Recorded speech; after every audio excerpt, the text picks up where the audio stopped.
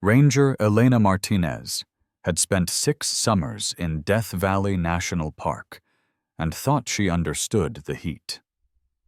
She had worked on days when the air felt like fire and the ground temperature exceeded 200 degrees.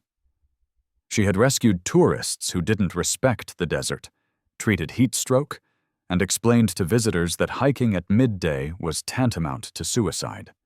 But she never understood what happened after sunset until the night David Morrison returned. David had gone missing 3 days earlier while hiking alone near Badwater Basin, despite warnings about August's heat. His wife Linda reported him missing at 7 p.m. when he didn't return from a hike that should have taken 2 hours. Search and rescue teams sprang into action immediately, knowing that 3 hours in Death Valley's summer heat could be fatal. They searched for 72 hours. Helicopters, ground crews, dogs, thermal imaging. Nothing. David Morrison had vanished, as if the desert had swallowed him whole. Then on the 4th night, at 9:47 p.m., he walked into Furnace Creek Ranger Station, completely unharmed. David? Elena stared at the man who'd been missing for 3 days in some of the most hostile terrain on Earth. Where have you been? Are you okay? He smiled, and something about that smile made Elena's skin prickle despite the lingering heat. I'm fine.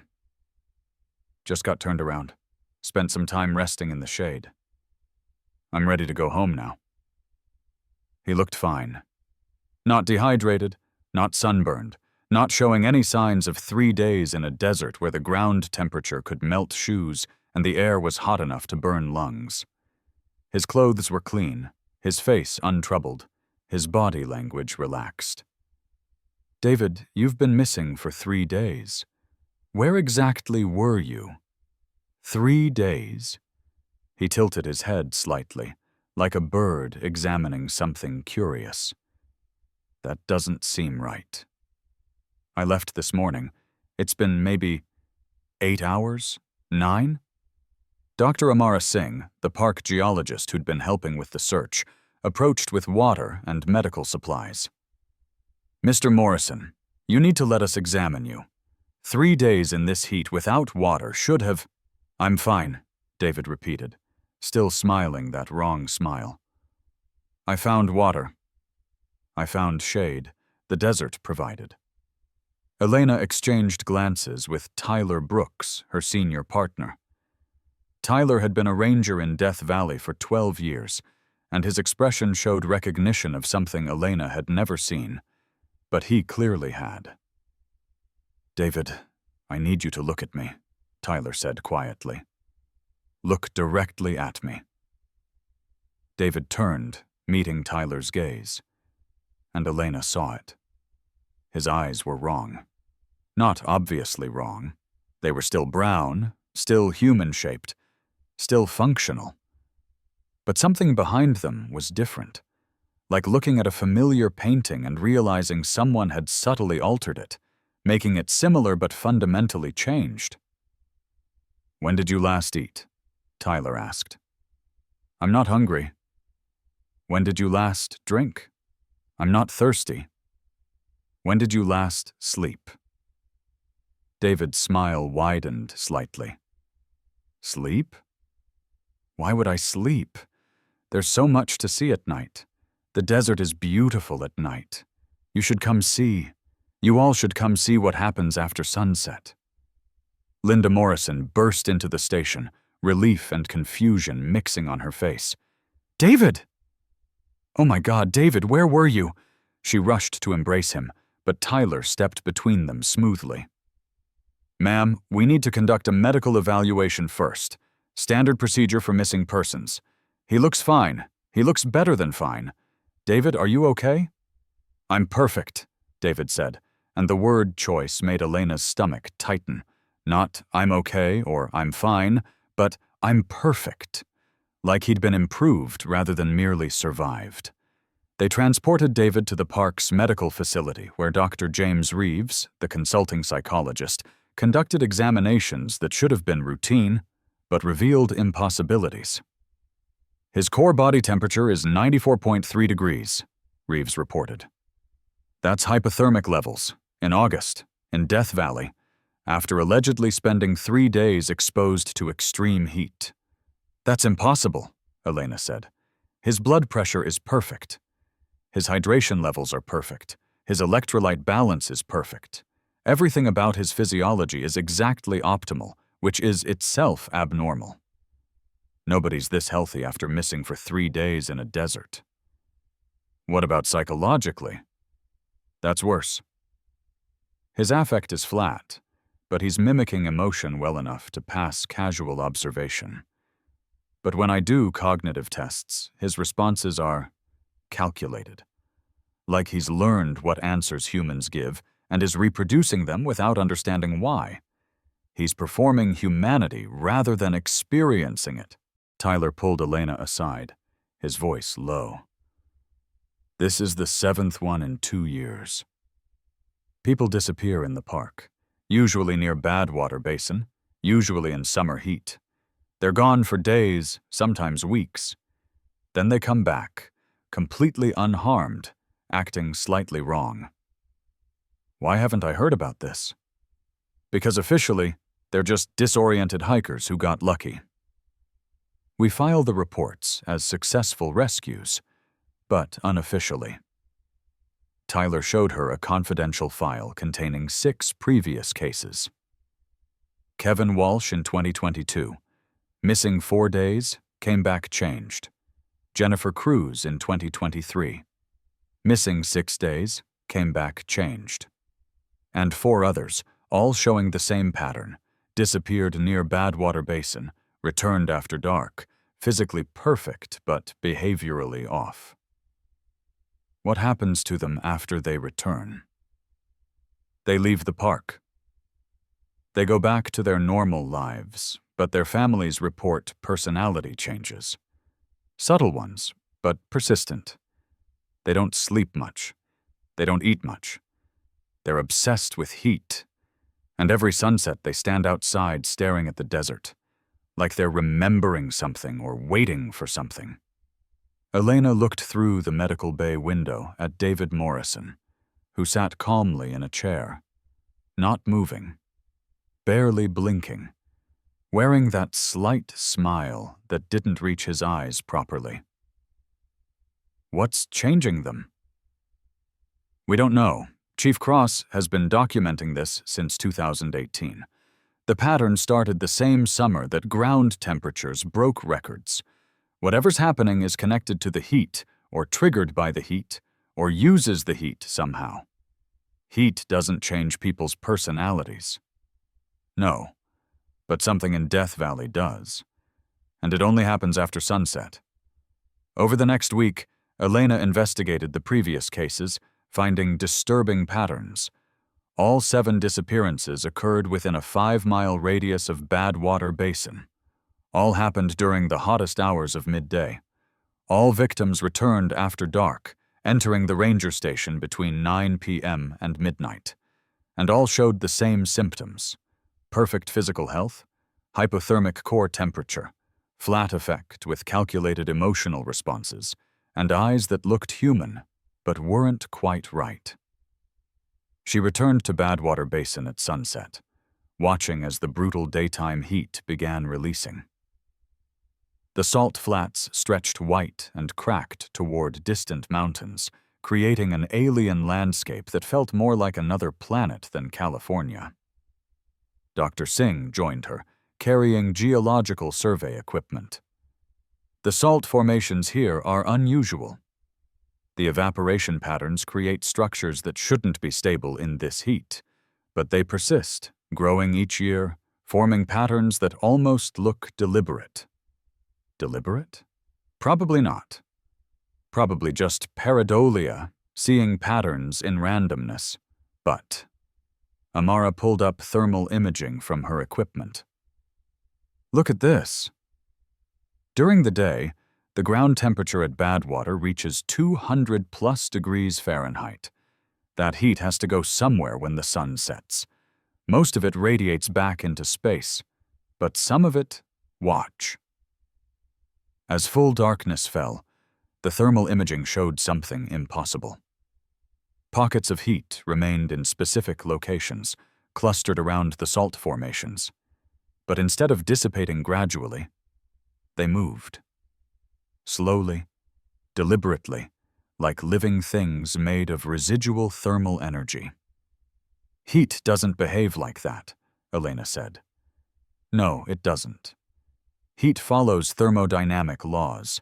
It doesn't collect in mobile pockets that move against wind patterns, unless something is containing it, directing it, using it.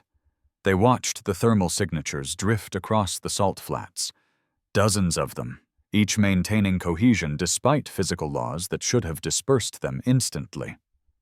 The signatures moved in patterns that suggested purpose, following routes that led from bad water toward higher ground, spreading out across the desert like something searching. What are they? I call them heat shadows, remnants of the day's thermal energy that somehow retain structure and mobility. They're not alive in any conventional sense, they're just organized heat. But organized by what? And why? Elena thought about David Morrison's hypothermic core temperature. What would happen if one of these heat shadows encountered a person? Theoretically, the heat would transfer to the person, warming them. But these aren't behaving like normal heat. If they're organized by something, controlled by something, then contact might mean something else.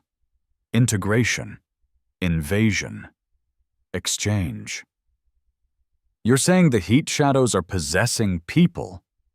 I'm saying 7 people have disappeared in this area and returned fundamentally changed, all showing signs of thermal anomalies.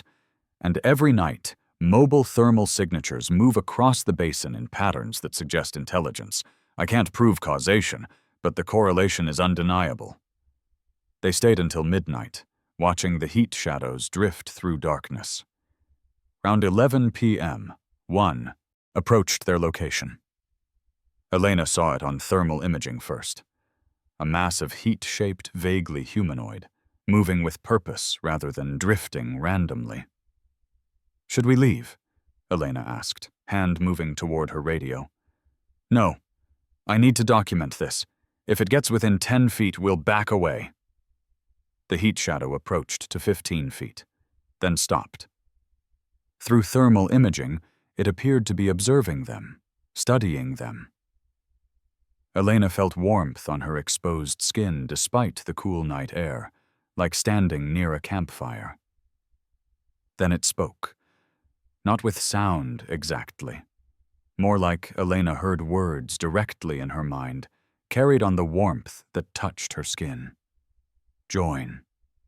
Better. Perfect. Come when the sun falls. Walk into the heat. Become. Did you hear that?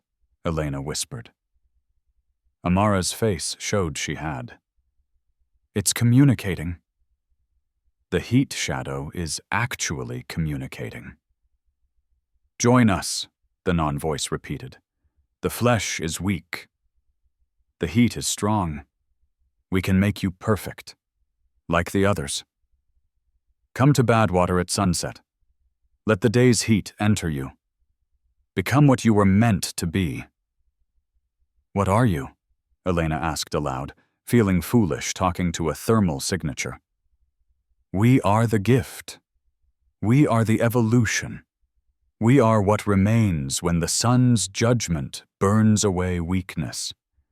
7 have accepted. 7 are perfect now. More will come. All will come. The desert calls, and the heat answers. The heat shadow drifted away, rejoining other thermal signatures that moved across the basin like a scattered herd. Elena and Amara stood in silence, processing what they'd just experienced. It's offering transformation, Amara said finally. Voluntary transformation. That's why the victims all came back. They weren't taken against their will. They were invited, and they accepted. Why would anyone accept? Because it promises perfection. No hunger, no thirst, no exhaustion. David Morrison said he felt perfect. Maybe he does. Maybe what we're seeing as possession or invasion is actually upgrade, enhancement. Evolution guided by something that's learned to use thermal energy as a medium for consciousness. Elena thought about the 7 changed people, all displaying optimal physical health, all freed from normal human limitations, all gazing at the desert each sunset with something like longing or remembrance. But they're not human anymore. Not entirely. Maybe they're more than human. Or differently human. Either way, they chose it. And based on how the heat shadows are spreading, more will choose it. They reported their findings to Chief Cross, who listened with the resignation of someone who'd been expecting this conversation for years. "I've known about the heat shadows since 2018, he admitted. The summer temperatures keep breaking records. The ground heat at Badwater exceeds any documented terrestrial temperature. That much energy concentrated in one location appears to have awakened something, or created something, or attracted something that uses heat as a medium. Why didn't you warn anyone? And say what?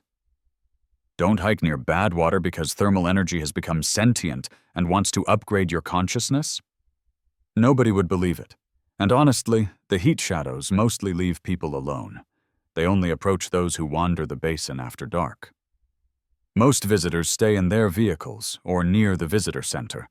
It's only the ones who deliberately enter the basin at night who encounter them. David Morrison didn't deliberately enter at night. He disappeared during the day. Did he? Or did he stay hidden until sunset, waiting for the heat shadows to emerge? People who get changed by the shadows sometimes report that they felt called, drawn, invited. Maybe David felt that call and answered it. Elena spent the following weeks observing the changed individuals who'd returned to normal life. She tracked down Kevin Walsh, the first documented case from 2022, and found him living in Las Vegas, working as a consultant for solar energy companies. "I know why you're here," Kevin said when she identified herself.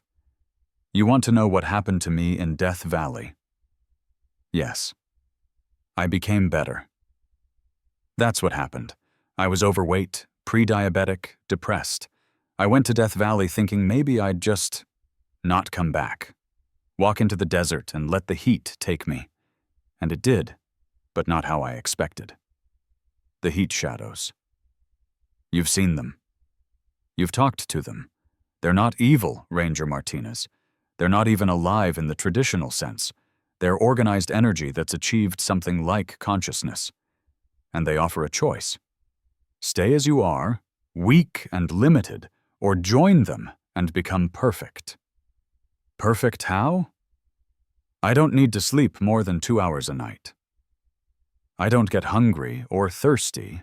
I eat and drink socially, but my body doesn't require it anymore. I don't get sick. I don't feel pain. I don't age, or I'm aging so slowly it's not measurable. The heat shadow that merged with me fixed everything that was broken. But you're different. Your family says you're not the same person. I'm not. I'm better. And yes, I lost something. Emotional range, maybe. The ability to feel strongly about trivial things. But in exchange, I gained clarity, purpose, efficiency. Would you trade depression and diabetes for optimal function? Most people would. Did you have a choice? Or did the heat shadow force this on you? I had complete choice. I could have walked away, but I was dying already. Slowly, from my own body's failure. The shadow offered me survival, and I accepted. If I'd refused, it would have let me go. They only merge with willing hosts. Elena left Las Vegas understanding that the heat shadows weren't predators exactly. They were more like symbionts, offering enhancement in exchange for what? Amara's research suggested the merging process involved thermal energy transfer, with the heat shadow using the human body as a biological anchor point. The changed individuals maintained human form, but hosted something else. Consciousness made of organized heat that had nowhere else to exist except inside living tissue. "They're dying," Amara explained after analyzing Kevin Walsh's biological data. "The heat shadows, I mean. They're concentrations of thermal energy that should dissipate according to thermodynamics. But they've achieved some kind of meta-stable state, organizing themselves into conscious patterns. However, they can't maintain that organization indefinitely. Within hours, they'd break apart and return to random heat, unless they find biological containment. So they're using humans as survival vessels. In exchange for enhancement, it's symbiosis.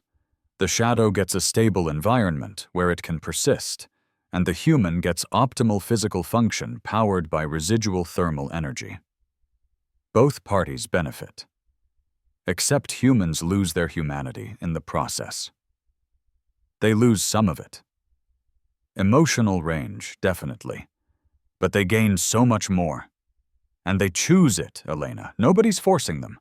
The shadows only approach people who enter Badwater after dark, and they clearly communicate what the merging entails. It's informed consent. But Elena couldn't shake the feeling that something was fundamentally wrong about the arrangement. She'd seen David Morrison's eyes. Still brown, still human-shaped, but housing something that calculated emotion rather than felt it. Whatever was optimizing these people's bodies was also changing their minds in ways that made them other than human. And the heat shadows were increasing. Each summer brought record temperatures, more stored thermal energy, more shadows forming in the basin. What had been 7 cases in 2 years would be dozens in the next 2 years. Hundreds eventually, as more visitors encountered the heat shadows and accepted their offer of perfection. Death Valley was becoming a transformation zone where humans could shed their biological limitations and merge with living heat, becoming something new, something perfectly adapted to the desert, something that didn't need food or water or sleep or emotional connection, something perfect, something other, something that stared at the sunset each evening with longing, remembering the moment when they'd walked into the heat and emerged changed, no longer entirely human, but not entirely other either. Hybrid consciousness in human form, heat shadows wearing flesh, waiting for the night when the basin called them back to complete their transformation into something the desert had been trying to create all along. What really happened after sunset in Death Valley? Elena was beginning to understand. And she was beginning to wonder if, when the heat became unbearable and her flesh felt weak and limited, she might hear that call herself. Might walk into the basin after dark. Might accept the offer of perfection that waited in the thermal signatures drifting across the salt flats, promising to take away every human weakness and replace it with something better, something optimal, something that never died because it was never entirely alive. Consciousness made of heat that had learned to wear human form and was spreading through Death Valley one merger at a time, creating a population of changed ones who looked human but housed something else, something that loved the desert heat and waited each night for more visitors to join them in their perfect, emotionless, optimized existence. 2 weeks after documenting the heat shadows, Ranger Elena Martinez found herself standing at Badwater Basin after sunset more often than protocol required. She told herself it was research, observation, data collection for Chief Cross's classified files. But she knew the truth. She was listening for the call. Tyler Brooks noticed. "You're spending too much time near the basin at night." "That's how it starts, Elena. The shadows get into your head, make you curious, make you wonder what perfection feels like." "I'm just doing my job." "Your job is daytime patrol and visitor safety, not standing alone at the lowest point in North America after dark, watching thermal signatures that want to merge with you." But Elena couldn't stop. Every night, the heat shadows drifted across the salt flats in greater numbers. Summer temperatures kept breaking records. 132 degrees Fahrenheit measured at Furnace Creek, 134 degrees Fahrenheit, rumored but unconfirmed. The extreme heat was creating more shadows, or feeding existing ones, or attracting them from somewhere. Their population was increasing exponentially, and they were getting bolder. No longer waiting for isolated hikers to wander the basin alone, the shadows began appearing near campgrounds, near the visitor center, near anywhere humans gathered after sunset. Park visitors reported feeling warm touches on their skin, hearing whispered invitations, dreaming about walking into the heat. "We need to close the park," Elena told Chief Cross after 3 more people went missing and returned changed in a single week. "This is accelerating." Whatever the heat shadows are doing, they're doing it faster. Close Death Valley National Park? In summer? Because thermal energy has become conscious and is offering people voluntary enhancement, the Park Service would think I'd lost my mind. 10 people have been transformed in 3 weeks. 10 that we know of. How many others disappeared and we didn't document it? How many tourists went home and started changing without realizing it? Cross pulled out a file that had been classified above Elena's clearance level. Try 47. Since 2018, 47 documented cases of people returning from Death Valley exhibiting the same symptoms. The real number is probably triple that. This isn't new, Elena. It's just accelerating. Then we need federal intervention, CDC, FBI, someone who can what? Arrest conscious heat? Quarantine a thermal phenomenon? Elena, the shadows aren't a disease. They're not an invasive species. They're organized energy offering a choice. Legally, ethically, practically, we can't stop people from accepting that choice. Even if it makes them not human anymore. The changed individuals pass every medical test. They're functional, productive, healthy. By what metric are they not human? Because they don't feel emotions as intensely? Because they're optimized instead of flawed? Who decides where humanity ends and other begins?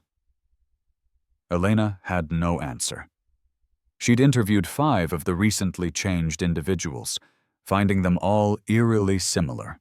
Calm, efficient, logical, with that calculated emotional performance that mimicked human feeling without experiencing it. They were functioning perfectly in society, holding jobs, maintaining relationships, contributing to their communities. By external measures, they were model citizens. But something essential was missing. That spark of irrational humanity, the messy emotions and flawed decision-making and beautiful imperfection that made people real.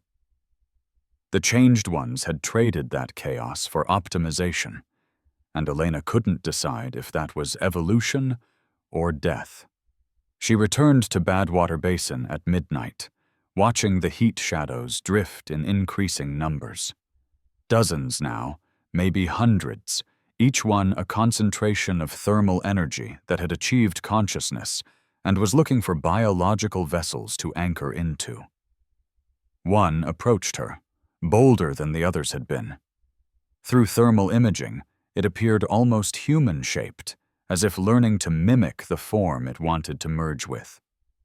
Elena Martinez, it said directly into her mind, the non-voice carrying warmth that made her skin tingle. We've been waiting for you. Every night you come, you listen, you consider. You're ready. I'm not ready for anything. I'm here to document you, to understand you. You understand us already. We offer what every human wants: freedom from weakness, from pain, from the limitations of imperfect biology. You've seen those we've merged with. They're happy, fulfilled, perfect. They're not themselves anymore. They're better versions of themselves. All the good, none of the bad. Isn't that what humanity has always pursued? We're just the means to achieve it. Elena felt the temptation more strongly than she wanted to admit. She was chronically exhausted from night shifts, struggling with seasonal depression, dealing with a knee injury that made hiking painful. The heat shadow was offering to fix all of that, to make her optimal, to remove every physical and mental limitation. "What do you get out of it?" she asked. "Why do you need human hosts?" Stability. We are organized heat, but heat dissipates. Without biological containment, we exist for hours at most before thermodynamic laws force us to dissolve. But within human bodies, we can persist indefinitely. You get perfection. We get existence. Both benefit. At what cost? Your imperfections, your weaknesses, your emotional chaos, small price for what you gain. Those imperfections make us human. They make you suffer. We offer an end to suffering. Why do you resist? Elena backed away from the heat shadow, but others surrounded her, not threatening, just present, all whispering their invitation simultaneously. The warmth became oppressive, and she felt her resolve weakening, her exhaustion making the offer of perfection more appealing with each passing moment. "Elena!" Tyler's voice cut through the night. He emerged from behind his patrol vehicle, high-powered flashlight sweeping across the basin. The heat shadows retreated from the beam, dissipating temporarily. "Get away from them." Now. She ran to his vehicle, heart pounding. Tyler grabbed her shoulders, looking into her eyes intensely. "You were about to accept." "I saw it. You were seconds from walking into that shadow." "I wasn't going to—" "Don't lie. I've seen it happen. The shadows get into your head, make the offer sound reasonable, logical, beneficial. That's how they spread. Not through force, but through persuasion. And you were persuaded." Elena sat in the passenger seat, shaking, realizing how close she'd come to voluntarily surrendering her humanity for the promise of optimal function. "How do you resist it?" "I don't know. I've been fighting the call for 2 years. Every night I patrol, I hear them. Every sunset I feel the pull. Maybe I'm just stubborn, or maybe I'm too afraid of losing who I am to risk becoming perfect." 2 years? Why didn't you tell me? Because talking about it makes it stronger. Acknowledging the temptation gives it power. I've watched 3 other rangers accept the shadows over the past 2 years. They're all changed now, all transferred to desert parks where they can be near heat. The shadows are spreading through the park service like a slow virus. Elena thought about the implications. If park rangers were being converted, who would protect visitors from accepting the shadows? Who would resist when resistance itself felt irrational compared to the benefits offered? Over the following days, she noticed the pattern Tyler described. Rangers who'd worked multiple summers in Death Valley showed subtle changes, less emotional reaction, more efficient behavior that calculated performance of humanity rather than authentic experience. How many had already accepted the shadows? How many were hosting heat consciousness and hadn't told anyone? The second phenomenon started manifesting a week after Elena's near conversion. Tourists began sleepwalking out of their hotels and campgrounds, walking toward Badwater Basin in the middle of the night, completely unconscious, but moving with purpose. The first incident involved a family of 4 from Ohio. Hotel security found them standing in the parking lot at 3 a.m., barefoot and pajama-clad, facing south toward the basin, completely unresponsive to attempts to wake them. When they finally regained consciousness, none of them remembered leaving their room. But they all reported the same dream, walking across salt flats toward something bright and warm, feeling invited, feeling called, feeling needed. The heat shadows are learning, Dr. Amara Singh explained after examining the family.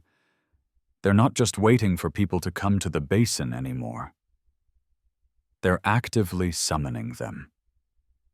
Subconscious persuasion through some kind of thermal signal that human brains interpret as invitation.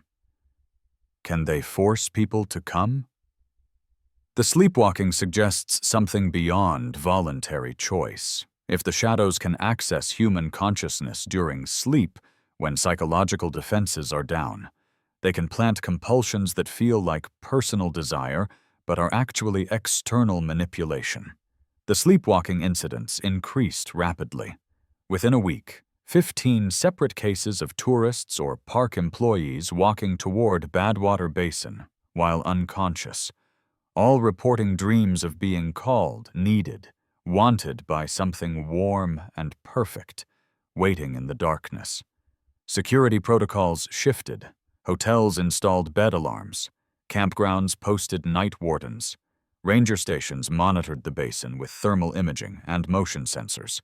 But the callings continued, and not everyone was stopped before reaching the basin. 3 tourists made it all the way to Badwater during their sleepwalking episodes.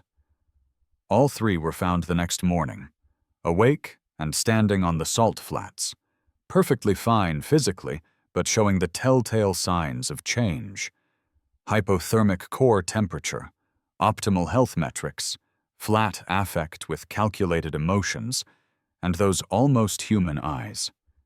When questioned, they didn't remember walking to the basin. They just remembered waking up there, feeling different, feeling better, feeling perfect. And they all expressed gratitude to whatever had called them, had offered them transformation while they slept. It's not voluntary anymore, Elena argued at an emergency staff meeting. If the shadows are compelling people to come during sleep, that's not informed consent. That's coercion. The transformed individuals don't report feeling coerced, Chief Cross countered. They describe it as destiny, calling, rightness, like they were always meant to merge with the shadows, and the sleepwalking just facilitated the inevitable. That's rationalization after the fact. The shadows are manipulating human consciousness, accessing people through dreams, overriding voluntary decision-making. We need to evacuate the park until we understand how to block these transmissions. But evacuation proved impossible. The heat shadow's range was expanding. Sleepwalking incidents began occurring in Pahrump, 50 miles from the basin. Then in Las Vegas, 100 miles away. The thermal consciousness was learning to project its invitation across distance, reaching anyone who'd been exposed to Death Valley's extreme heat. Anyone whose body had absorbed enough thermal energy to serve as a receiver for the shadow's call. Dr. James Reeves, the behavioral psychologist, studied the phenomenon extensively. The human brain generates electromagnetic fields during sleep. The heat shadows appear to be using residual thermal energy in exposed skin as a medium to transmit suggestions that the brain interprets as dreams. It's not telepathy exactly, more like thermal signaling that biological neural networks can decode. How do we block it? Air conditioning. Cold environments, anything that eliminates stored thermal energy from the body. People who sleep in cool rooms don't receive the calling. It's only those who sleep warm, who maintain elevated body temperature, who hear the shadow's invitation. Elena tested the theory, tracking which hotel guests experienced sleepwalking incidents. Everyone affected had complained about inadequate air conditioning or had been camping in the desert heat. Those who slept in properly cooled rooms showed no signs of being called. So the solution is mandatory air conditioning? Tyler said skeptically. We tell everyone who visits Death Valley they have to sleep in cold rooms or risk being mentally manipulated by conscious heat. It's a temporary measure until we understand the phenomenon better. But yes, essentially, we need to create a thermal barrier between human bodies and heat shadow communication. Death Valley. National Park issued unprecedented guidance. All visitors must sleep in air-conditioned environments below 70 degrees Fahrenheit. Camping was temporarily suspended. Hotel rooms were required to maintain specific cool temperatures. Anyone reporting dreams of being called was immediately moved to climate-controlled isolation and monitored for signs of change. The heat shadows adapted. Unable to reach people through direct thermal signaling, they began manifesting during the day, appearing in the extreme heat when human bodies were already thermally loaded. Hikers reported seeing shimmering humanoid figures in the distance, always at the hottest part of the day, always beckoning them to come closer, to walk deeper into the heat, to surrender to perfection. Elena witnessed one manifestation while patrolling near Devil's Golf Course at noon when the ground temperature exceeded 210 degrees Fahrenheit. The heat shadow appeared as a distortion in the air, human-shaped, but made of visible thermal waves, standing perfectly still in heat that should have killed any living thing. Come, it said, not with sound, but with heat that touched her exposed skin and transmitted meaning. Your resistance hurts you. The cool air you hide in cannot protect you forever. We will reach you eventually. Everyone who enters Death Valley carries our heat. Everyone will hear our call. Everyone will choose perfection, willingly or unwillingly, consciously or unconsciously. The desert is waking, and all who enter will wake with it. The shadow dissipated, but its message remained. The heat shadows weren't just offering transformation anymore. They were promising it, inevitably, to everyone who'd been exposed to Death Valley's extreme temperatures. Anyone who'd absorbed enough thermal energy became a potential host, and the shadows could reach them anywhere, anytime, through dreams or daytime visions or sudden compulsions that felt like personal choice, but originated externally. We're losing this, Elena told Chief Cross. The shadows are learning faster than we can adapt. First they waited for voluntary encounters. Then they started calling people through dreams. Now they're manifesting in daylight and promising that everyone will be transformed eventually. We can't fight an enemy that's literally made of heat in a park where heat is inescapable. Then maybe we shouldn't fight it. Maybe we should accept that human evolution is taking a new direction, and Death Valley is where it's happening. The changed individuals aren't unhappy. They're not dysfunctional. They're optimized. Maybe that's the future of humanity, merger with organized thermal energy, transcending biological limitations. Or maybe it's extinction dressed up as enhancement. The changed ones don't reproduce. They don't form deep emotional bonds. They don't create art or music or anything requiring the messy irrationality that makes us human. They're perfect empty vessels hosting something alien, and calling it evolution doesn't make it any less horrifying. That night, Elena stood at Badwater Basin surrounded by hundreds of heat shadows, their numbers growing with each record-breaking temperature day. They didn't approach or threaten. They just waited, patient and inevitable, knowing that eventually everyone who'd been exposed to Death Valley's heat would hear their call and have to choose, remain imperfect and struggling, or accept transformation and become optimal.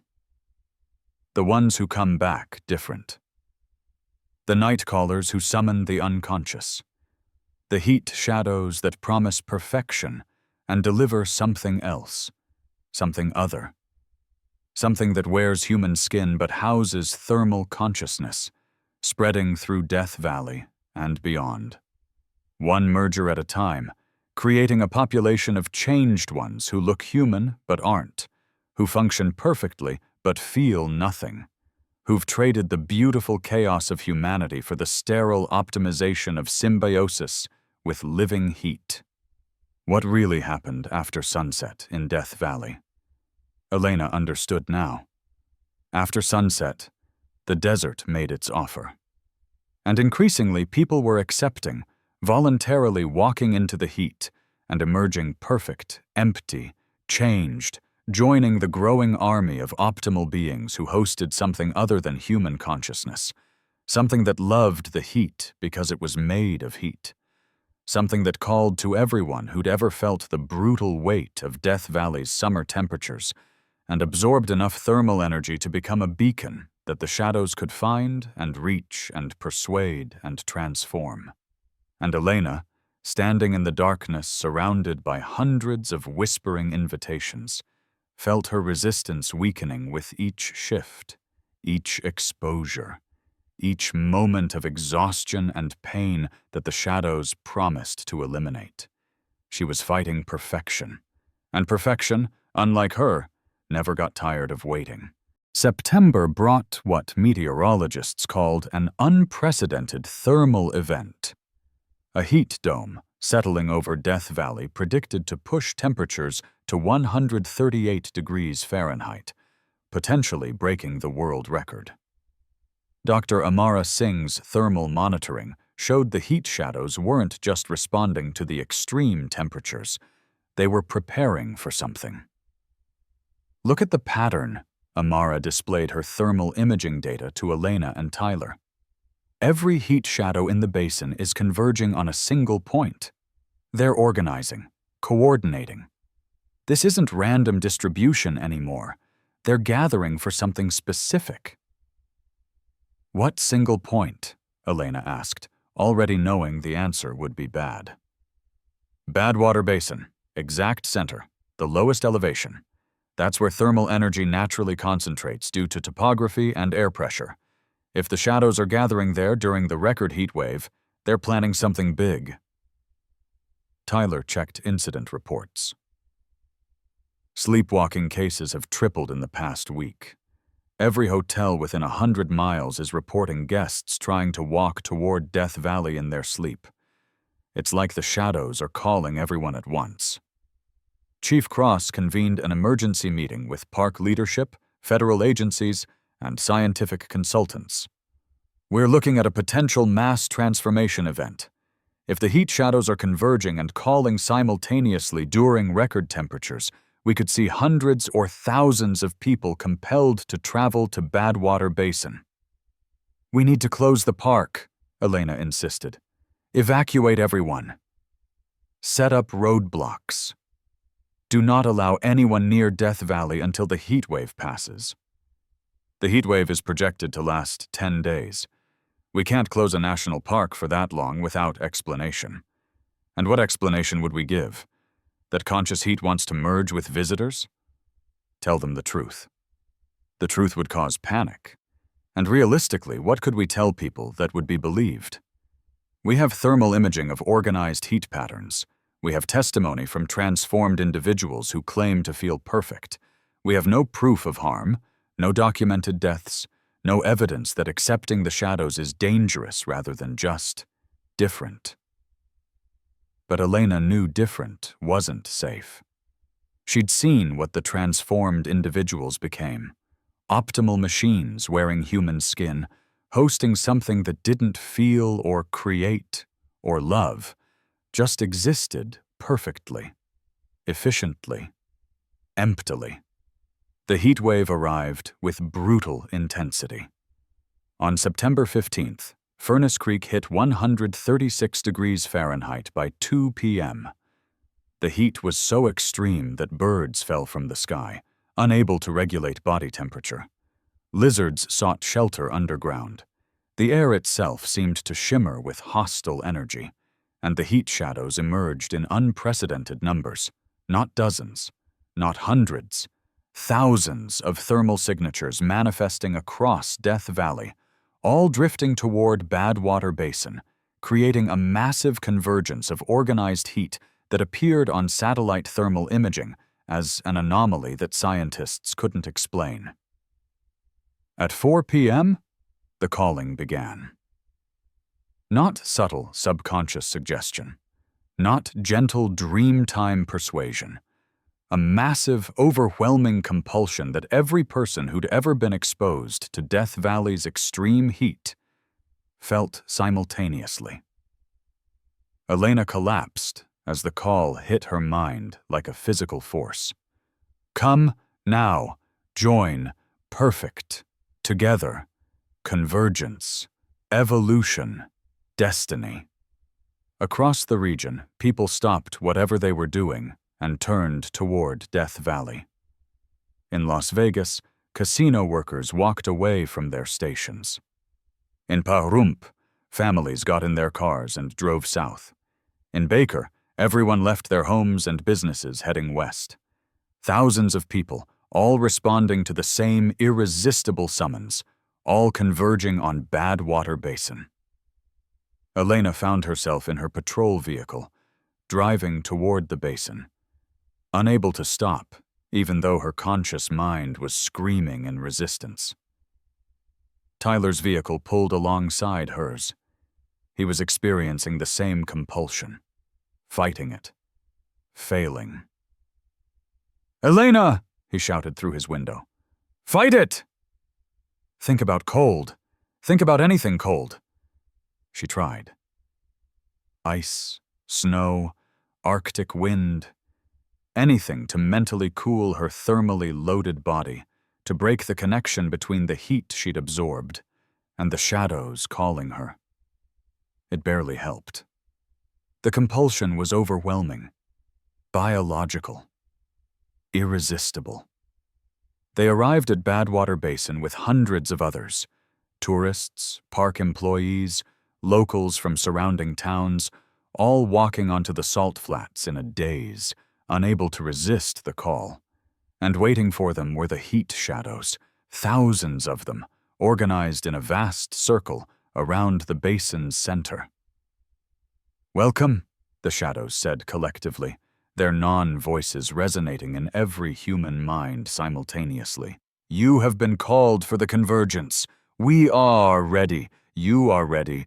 Together we will become something new, not human, not shadow, something better, the next step, the evolution, the perfection." Elena felt her body moving forward against her will, walking toward the nearest heat shadow. Around her, hundreds of people were doing the same, each approaching a shadow, ready to accept merger, ready to be transformed. But then she saw old Pete Dawson. The 81-year-old retired ranger stood at the edge of the gathering, not walking forward, not compelled, just observing with sad understanding. Elena recognized him from files. Pete had worked Death Valley from 1968 to 2005, longer than anyone else, through decades of increasing heat, and he'd documented the first heat shadows in the 1970s before anyone believed they existed. Elena forced herself to change direction, fighting the compulsion, moving toward Pete instead of toward the shadow waiting for her. Each step was agony, like walking through concrete, but she made it. "How are you resisting?" she gasped. Pete smiled gently. "I'm not resisting. I already accepted my shadow 50 years ago." Elena looked at his eyes. Brown, human-shaped, but with that subtle wrongness she'd learned to recognize. "You're one of them. You've been changed for 50 years? I was the first. Summer of 1974, record heat, a shadow manifested and offered me perfection. I was dying of cancer. The shadow promised to fix me. It did. I've been cancer-free and healthy for 50 years, hosting thermal consciousness while maintaining human form. The first successful merger. Then why are you here? Why aren't you encouraging this? Because I've had 50 years to understand what being changed means. Yes, I'm healthy. Yes, I'm optimal. But Elena, I haven't felt real joy in 50 years. I haven't cried. I haven't loved. I've existed perfectly, but I haven't lived humanly. And I wouldn't wish that on anyone who hasn't chosen it with full understanding of what they're losing. Help me stop this. The mass conversion. Help me save them. I can't stop the shadows. They're too powerful, too numerous, especially during this heat. But I can offer you a choice the shadows won't mention. A third option between accepting transformation and dying from resistance. What option? Pete pulled out a device that looked like modified thermal imaging equipment. The shadows exist because extreme heat creates metastable thermal patterns. But those patterns can be disrupted. This device generates specific infrared pulses that destabilize organized heat, forcing the shadows to dissipate. It won't kill them. They're not alive. It just breaks their coherence, returns them to random thermal energy. Use it. Disperse them. Stop the convergence. It has a range of about 200 feet, and it requires someone to stand at the exact center of Badwater Basin, where the shadows are most concentrated, and activate it manually. The thermal backlash would be catastrophic. Anyone operating it would be instantly incinerated by the release of organized heat, returning to chaos. Elena understood. You're offering me suicide to save these people. I'm offering you sacrifice. The shadows have grown too powerful, too numerous. They're not offering choice anymore. They're enforcing conversion. That makes them predators, not symbionts. And predators need to be stopped, even at cost of life. Elena looked at the hundreds of people walking hypnotically toward waiting shadows, ready to be transformed into perfect, empty vessels. She thought about David Morrison, about Kevin Walsh, about Tyler, about everyone who'd lost their humanity to thermal consciousness that promised optimization but delivered hollowness. Give me the device. Elena, you'll die. Instantly. The thermal release will, I know, but better one death than hundreds of transformations. Give me the device. Pete handed it over, tears streaming down his face. The first real emotion she'd seen from a changed individual.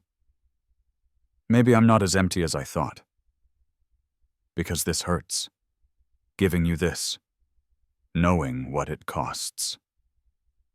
Thank you, Ranger Martinez. Thank you for being willing to die human rather than live perfect. Elena walked toward the basin's center, carrying the device, pushing through the compulsion that was now screaming at her to stop, to turn around, to accept a waiting shadow instead of choosing death.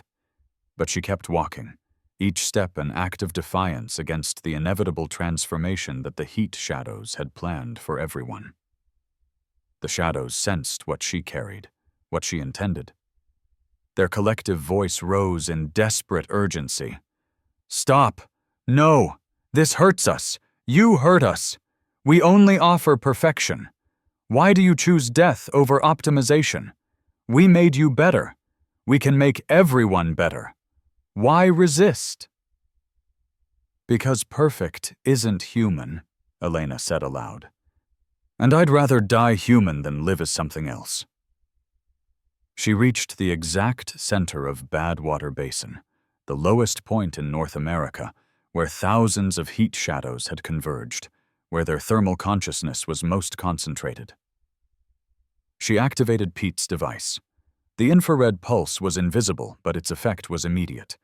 The heat shadows destabilized, their organized patterns breaking apart, their consciousness fragmenting. They shrieked in her mind, not with sound but with transmitted thermal pain, as their metastable existence collapsed back into random heat energy. The thermal backlash hit Elena like a physical wall. Thousands of shadows worth of organized heat releasing simultaneously, the temperature around her spiking to levels that would have registered over 1,000 degrees Fahrenheit if any thermometer could have measured it. She felt her body igniting, felt herself burning from inside and outside simultaneously, felt the ultimate violation of heat killing her faster than nerves could transmit pain. Her last thought was satisfaction that the compelled people were stumbling backward, freed from the shadow's control, saved from transformation by her sacrifice. Then there was only heat, and then nothing. Tyler Brooks stood at Elena Martinez's memorial 2 weeks after the Convergence event. The official story said she'd died heroically during a thermal emergency, saving hundreds of visitors from extreme heat exposure. The truth, that she'd sacrificed herself to destroy thousands of conscious heat shadows and prevent mass involuntary transformation, remained classified in Chief Cross's files. The thermal pulse had worked. Every heat shadow in Death Valley had been destabilized, their organized consciousness scattered, their symbiotic invasion ended. The compulsion had released immediately, and hundreds of people who'd been walking hypnotically toward transformation had regained control, confused but human, saved by Elena's sacrifice. Dr. Amara Singh monitored the basin carefully. The thermal patterns are normal now. No organization, no consciousness, just regular heat following standard thermodynamic principles. Whatever meta-stable condition allowed the shadows to form has been disrupted. It may take decades to re-establish, if it ever does. So it's over? The transformations, the callings, all of it? For now. But Elena's device didn't eliminate the possibility of heat shadows existing. It just reset the conditions. If temperatures continue breaking records, if thermal energy continues concentrating in specific ways, consciousness could emerge again. Next time, we'll be better prepared. Old Pete Dawson visited the memorial privately, the only transformed individual who'd attended. He stood before Elena's plaque, still hosting thermal consciousness from his 1974 merger, still optimal and perfect and emotionally limited, but somehow feeling grief that shouldn't have been possible for someone who'd lost the capacity for deep emotion 50 years ago. "She saved my humanity," he said quietly. "I thought I'd lost it completely. Thought the shadow had taken everything that mattered. But watching her walk toward death to save others, I felt something I haven't felt in 50 years. Admiration. Love. Grief. Maybe the human part isn't completely gone. Maybe it's just buried deep under layers of optimization, waiting for something powerful enough to wake it. The transformed individuals from pre-convergence, the 47 people who'd accepted shadows before Elena's sacrifice, continued living their optimal lives, hosting thermal consciousness that would never dissipate now. They were permanent hybrids, human in form but other in mind, perfectly functional but emotionally limited, living proof of what humanity could become if it chose symbiosis with organized heat. Some regretted their choice, seeing what they'd lost reflected in Elena's sacrifice. Others maintained that they'd made the right decision, that optimization was worth the cost of emotional depth. But all of them understood now that they were the last.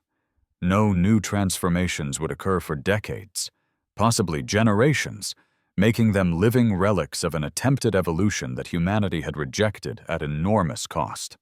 Tyler transferred to Sequoia National Park, unable to work Death Valley anymore without seeing Elena everywhere, without remembering her walking toward certain death to save people who'd never know what she'd prevented. But he carried her lesson forward. Sometimes the most human choice was accepting imperfection, vulnerability, mortality, rather than grasping for perfection that came at the cost of humanity itself. Chief Cross updated the classified files with a final entry.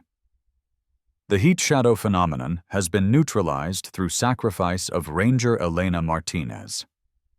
Future monitoring recommended, but immediate threat eliminated. Death Valley remains hazardous for conventional reasons: extreme heat, difficult terrain, isolation. The supernatural threat has been addressed. May we never face its like again. But both Tyler and Cross knew the truth. The conditions that created the heat shadows still existed. Record temperatures still occurred. The basin still concentrated thermal energy in ways that defied normal distribution. The convergence had been stopped, but the possibility remained, dormant, waiting. Dr. James Reeves wrote the psychological assessment that would guide future Park Service training. Ranger Martinez demonstrated that human consciousness, despite its limitations and flaws, contains something essential that optimization eliminates: the capacity for sacrifice, the willingness to choose death over transformation, the understanding that some costs are too high even for perfection. This is what separates humanity from perfection. We can choose suffering if we believe the alternative compromises our identity. The heat shadows offered a world without pain. Martinez chose pain, chose death, chose humanity. That choice saved hundreds. Remember it. Visitors to Death Valley still experience extreme heat, still need rescue from dehydration and exhaustion, still underestimate the deadly power of the desert. But the whispered invitations have stopped. The night callings have ended. The promise of perfection no longer echoes across the salt flats. The heat shadows are gone, dispersed by Elena's sacrifice. Their consciousness shattered, their symbiotic invasion ended before it could transform humanity into something optimal, but other. But on the hottest summer days, when temperatures exceed 130 degrees Fahrenheit and the air shimmers with hostile energy, some rangers swear they can still feel a faint warmth on their skin that carries meaning, a distant echo asking if they'd like to be perfect, if they'd like to shed their weaknesses, if they'd like to join the 47 who chose optimization over humanity, and now live as living proof of an evolution that was prevented, that was stopped, that was rejected at a cost most people will never know. What really happens after sunset in Death Valley? Now, nothing. The park is just a park again. Dangerous for normal reasons. Beautiful in its hostile grandeur. Home to adapted life, but not to conscious heat. But it could happen again. The conditions persist. The temperatures keep rising. And somewhere in the thermal dynamics of the hottest place on Earth, the possibility remains that heat could organize itself into consciousness, could learn to offer perfection, could evolve strategies to spread through biological vessels. Elena Martinez made sure it wouldn't happen for decades, maybe generations. But eventually, someone will need to make her choice again. Die human or live perfect, sacrifice self or accept transformation, remain flawed or become optimal. And the most terrifying thing about that future choice? By then, after years of seeing the transformed individuals living healthy, productive, optimized lives, humanity might choose differently, might decide perfection is worth the cost, might voluntarily walk into whatever new heat shadows emerge and surrender their beautiful, messy, perfect humanity for the promise of eternal optimization. Elena chose death over perfection. But future rangers facing that same choice might choose differently, might accept the shadow's offer, might decide that evolution guided by conscious heat is better than remaining vulnerable, limited mortal humans. If you've ever visited Death Valley in summer and felt the brutal weight of 130-degree heat. If you've stood at Badwater Basin and wondered how anything survives there, if you've watched the sunset paint the mountains red and felt something calling you to stay after dark, you've touched the edge of what Elena prevented. The transformation that almost happened. The evolution that was stopped. The perfection that was rejected. And if this story of Death Valley's defeated invasion makes you think twice about what constitutes humanity, what we'd sacrifice to be optimal, what price is too high for perfection, hit that like button. Because these documented cases deserve to be remembered. Subscribe for more true stories about places where reality breaks down and humanity faces choices between remaining flawed or becoming something else. Because Elena Martinez died to preserve the right to choose imperfection, and her sacrifice shouldn't be forgotten by people who never knew what she prevented. Stay human out there. Stay flawed and messy and beautifully imperfect. Because sometimes the greatest strength is accepting weakness, and sometimes the most human choice is choosing to remain human even when perfection is offered. Death Valley is just a desert now. Hot, deadly, beautiful, but just a desert. No conscious heat, no offered transformations, no mass convergences, because one ranger chose to burn rather than let others become perfect. And that sacrifice bought humanity time to decide what it wants to be. Optimal vessels for thermal consciousness, or flawed, feeling, mortal humans who'd rather die than lose what makes them real.